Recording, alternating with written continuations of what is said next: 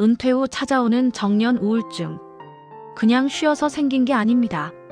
정년 퇴직을 하고 나면 이제 마음 편히 쉬면 될 것 같다고 생각합니다. 평생 일했으니 이제는 여유를 누려도 된다고 주변에서도 그렇게 말해줍니다.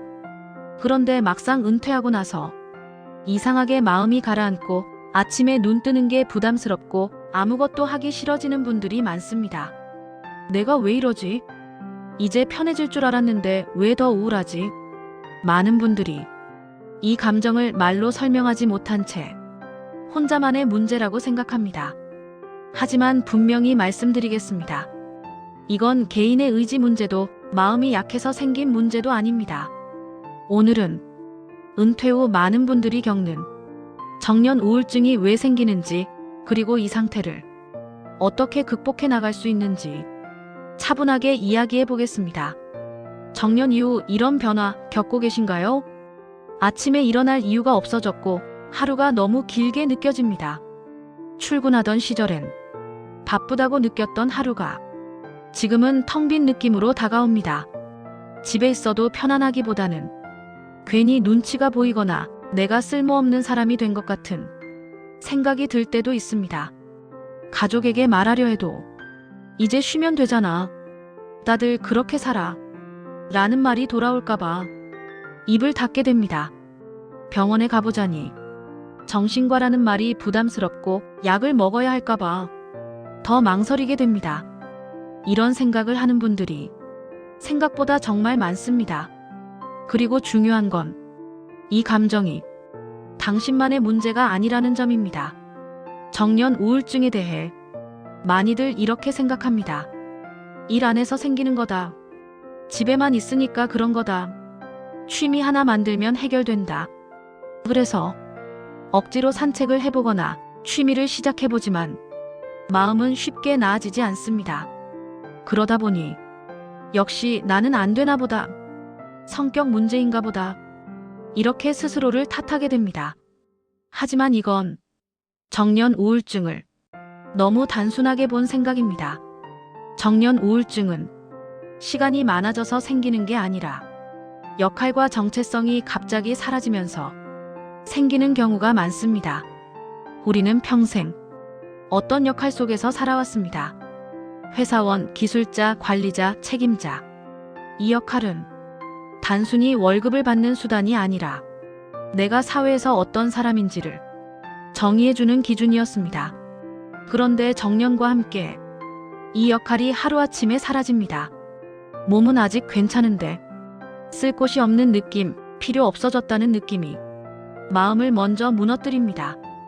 여기에 더해 나이가 들면서 체력 회복 속도는 느려지고 수면의 질도 떨어지며 호르몬 변화까지 겹칩니다. 이 상태에서 아무 준비 없이 은퇴를 맞이하면 마음이 버거워지는 건 어찌 보면 자연스러운 과정입니다.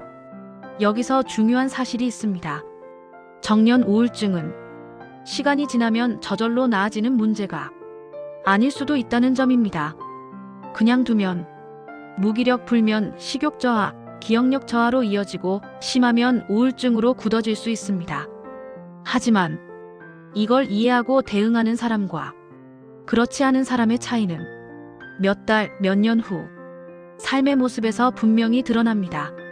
정년 후 가장 중요한 건 다시 회사로 돌아가는 것이 아닙니다. 해야 할 일보다 내가 맡을 수 있는 역할을 만드는 것이 훨씬 중요합니다. 크게 대단한 역할일 필요는 없습니다. 아침에 정해진 시간에 일어나 산책을 나가는 사람, 동네 모임에 꾸준히 나오는 사람, 가족에게 도움을 주는 역할. 이런 작은 역할이 하루의 중심을 만들어줍니다. 사람은 필요한 존재라고 느낄 때 마음이 가장 안정됩니다. 정년 우울증에서 가장 위험한 신호는 혼자만 견디려는 태도입니다. 이 정도는 참아야지. 말해봤자 소용없어. 이런 생각이 상태를 더 깊게 만듭니다.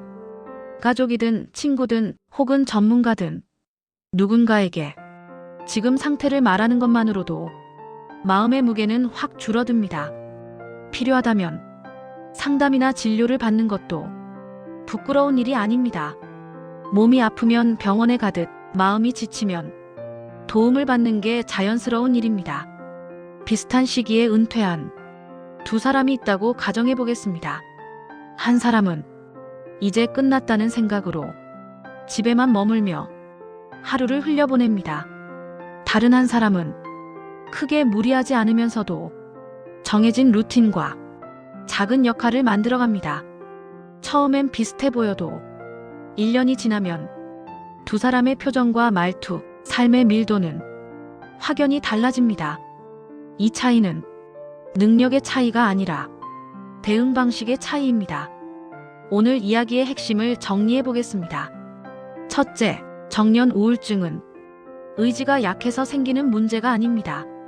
둘째, 갑작스러운 역할 상실과 몸의 변화가 겹치면서 누구에게나 올 수 있습니다.